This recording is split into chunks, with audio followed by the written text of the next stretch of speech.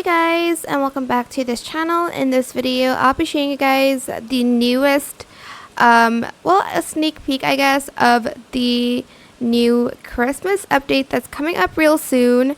So I don't know when the release will be, like the date. So here is the sneak peek that you've been waiting for. I'll put it on the screen right now. It is the new makeup, so you'll get, I think, I'm not like looking at it right now, but you'll get 6 makeup looks if I'm not mistaken.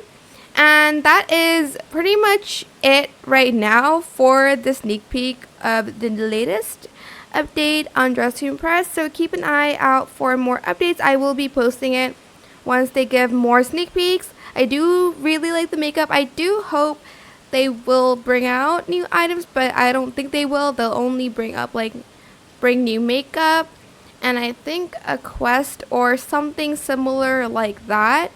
I do hope that there is at least a code or something, but as for now, this is the only thing that I know, which is a sneak peek of the makeup. I hope this tutorial was helpful for you guys. Don't forget to like, comment, share. Also subscribe to this channel if you haven't done that already. If you have any more questions about this video, just leave it in the comment section down below. I will try my best to answer them all for you guys.